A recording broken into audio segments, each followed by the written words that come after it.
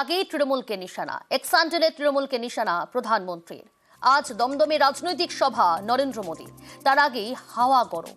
Social মিডিয়ায় প্রধানমন্ত্রীর তোপ। প্রতিদিনই তৃণমূলের বিরুদ্ধে বাংলার মানুষের ক্ষোভ বাড়ছে। বিজেপির উন্নয়নের কর্মসূচির দিকে মানুষ আশা নিয়ে তাকিয়ে আছে।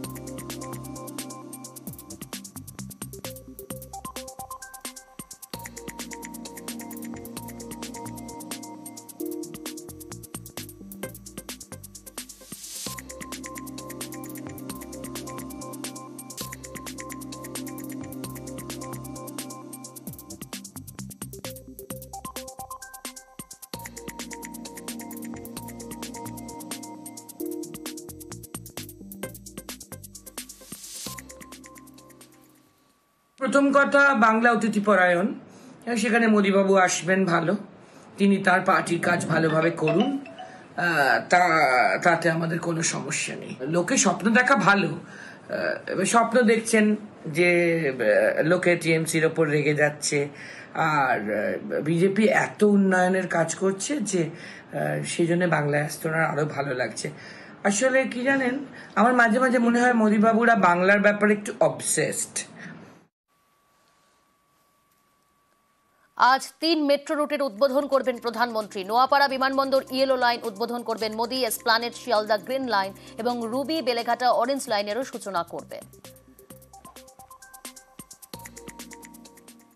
নরেন্দ্র মোদীর টুইটের ভাষাগুলো ফাটা রেকর্ডের মতো।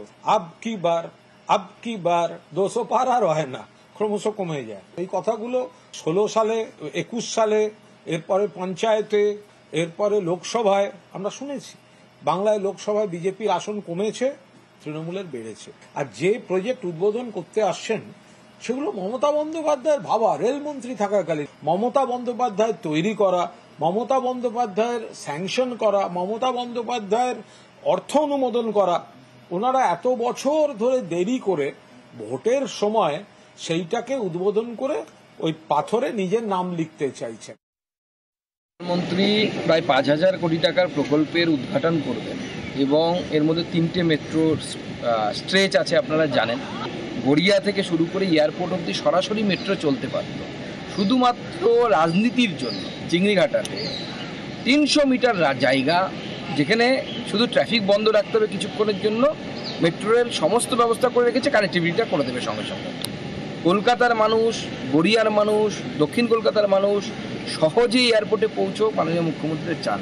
উনি চান যে দক্ষিণ কলকাতার মানুষ ওরকমই বাস ধরে ঝুলতে ঝুলতে যাক, তাছাড়া কোনো তো উপায় নেই মানুষের, অথবা বেশি পয়সা দিয়ে ওলা বুক করুক, উবের বুক করুক। ওনার অসহযোগিতার জন্য কিন্তু আজকে দক্ষিণ কলকাতার মানুষ 300 মিটারের জন্য, মানে ভাবতেও অবাক লাগে, 300 মিটার জায়গার জন্য কিন্তু দক্ষিণ কলকাতার মানুষ বঞ্চিত হলেন।